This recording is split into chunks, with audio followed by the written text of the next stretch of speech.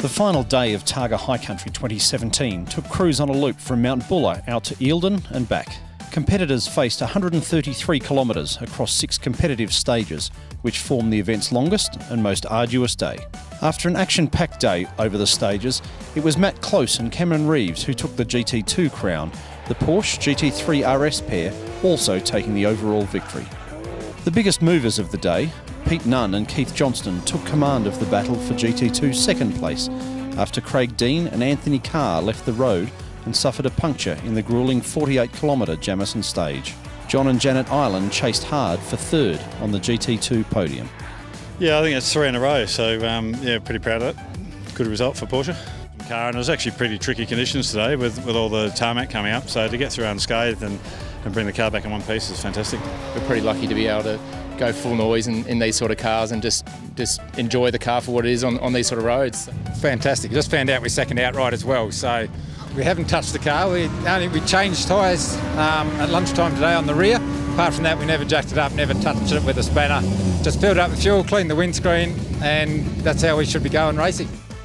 Well, it was very exciting, yeah. So we had always a good run up there, and yeah, this is my first podium, so I'm super, super excited.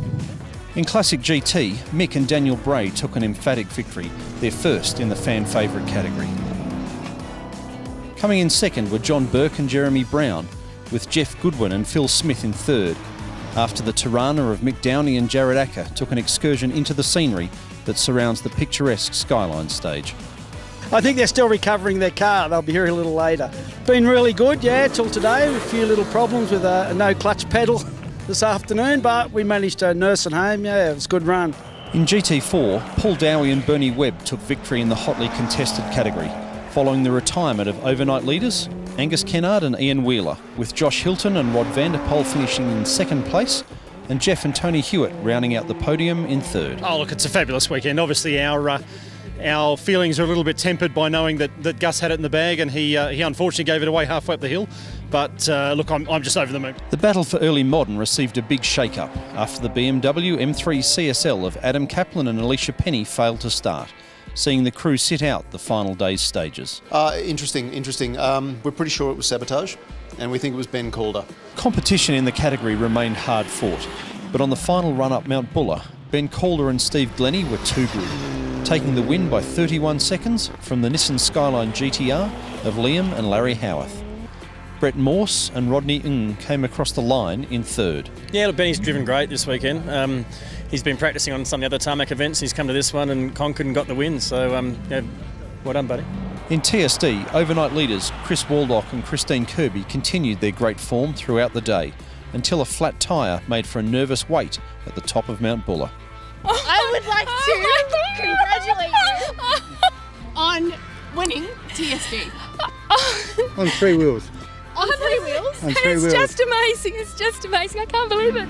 The super tight GT Sports Trophy category was taken home by Martin Dersma and Richard Woodham and Mark and Scott Miletopoulos, both teams taking it out in a tie with their 2013 Lotus Exesias. Shows how good the two cars are. The cars are equal, the drivers are equal, and as Mark said, it was really about just swapping stages the whole 3 days. In yet another shake-up, the RX-7 of Lindsay Stone and Simon Martin fell victim to loose gravel on Jamison, meaning the 1971 Alfa Romeo of Colin Byrne and Michael Partridge led home the BMW E30 325i of Peter Glusky and Sam Winter.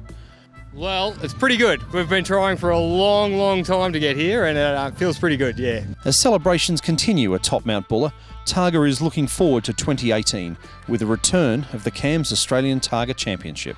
The championship is set to begin with Targa Northwest, followed by the iconic Targa Tasmania and the inaugural Targa Great Barrier Reef. The 4-round series will culminate with the 9th running of Targa High Country.